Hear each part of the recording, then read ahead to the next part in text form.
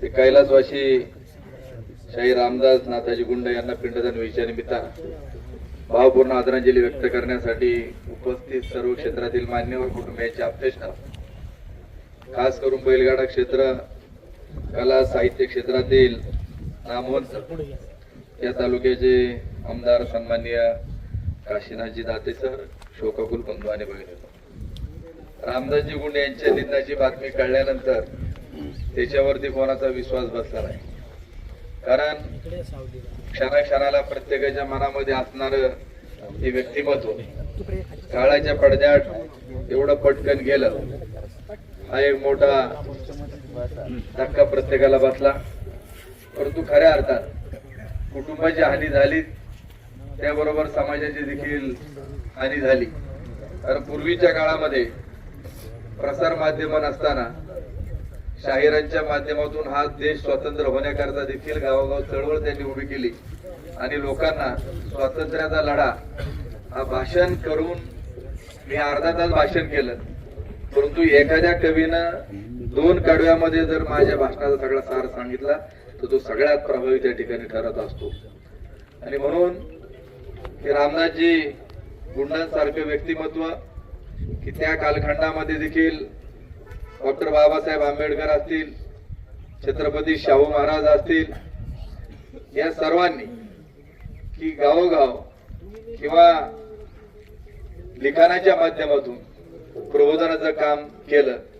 तसंच या कलगीतुऱ्याच्या माध्यमातून देखील 4 वेद 6 शास्त्र 18 पुराण सांगण्याचं काम निजामबाई आणि सगळी मंडळी या ठिकाणी आहेत यांनी गावोगावी यात्रेच्या निमित्ताने केलं. जे गाव लहान असतं, वर्गणी कमी असती आणि मग लोकनाट्याचा कार्यक्रम ठेवायचा तर गावाला परवडत नाही. अशा वेळी या छोट्या गावांमध्ये ही कला जतन त्या ठिकाणी करण्याचं काम अनेक ग्रामस्थांनी केलं, तर आपण जवळून पाहिलं.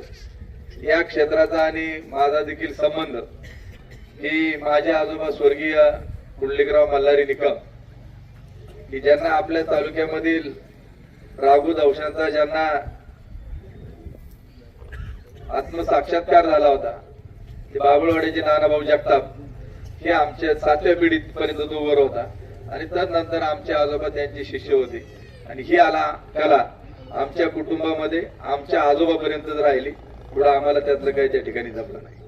परंतु की ह्या कलेला जतन करण्याकरता आमच्या आजोबांनी जे काही लिखाण केलं होतं, ह्या सगळ्या कलावंतांची आमचे चुलते के निकम सर आणि सगळ्या सर्व सहकार्यांनी एकत्रित या शाहीर मंडळींना गोळा केलं. त्यांच्याकडे जे काही लिखाण आहेत, मग शाहीर बाबुराव बोरोते, त्याचप्रमाणे हरिभाऊ दादा होते आणि तुमच्या सगळ्या अनेक शाहीर मंडळी इथं बसले, यांच्या माध्यमातून रामदासजी गुंड असतील हे सगळं साहित्य एकत्र केलं आणि एक पुस्तक निर्माण केलं.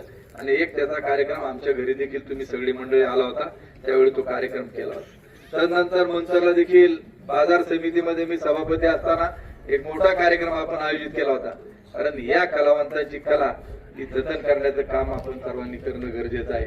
उद्याच्या कालखंडामध्ये आज सगळी इथं बसलेला जो श्रोता वर्ग आहे, प्रेक्षक वर्ग आहे, हा एक ठराविक वयोगटातील आहे की पुढच्या तरुण पिढीला आमदार साहेब हे जे काही साहित्य आहे त्या कालखंडामधलं हे नवीन पिढीला हे काही रुचणार नाही.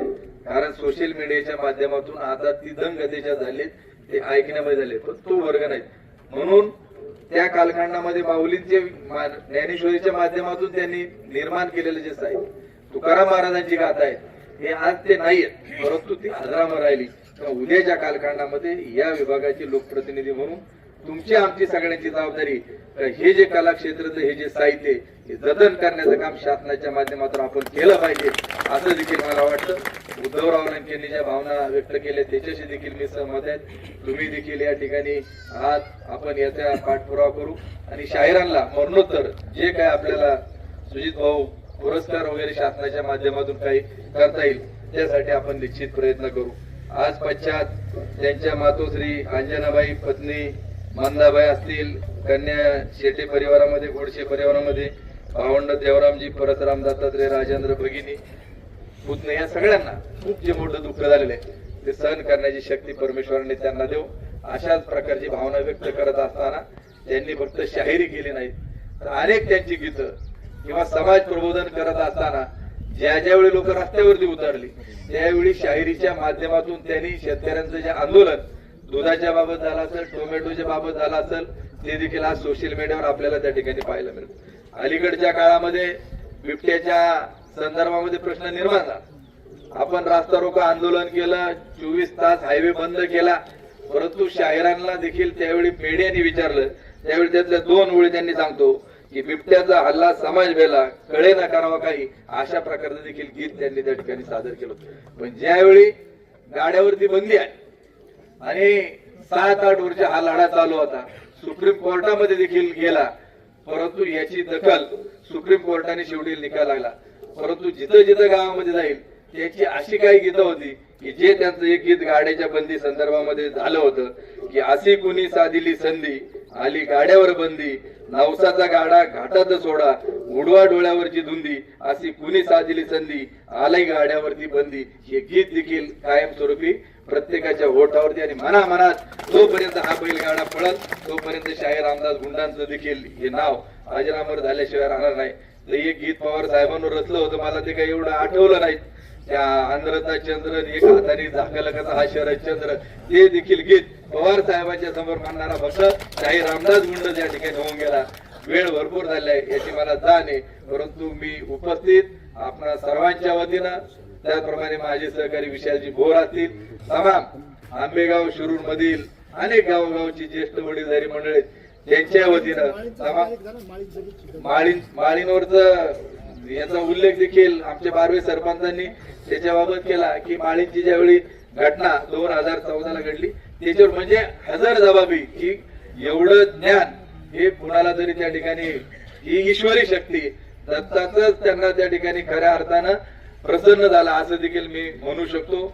मी आपल्या सर्वांच्या वतीनं पुणे जिल्हा राष्ट्रवादी शरदचंद्र पवार पक्षाचा अध्यक्ष या नात्यानं भावपूर्ण आदरांजली व्यक्त करतो. ओम शांती.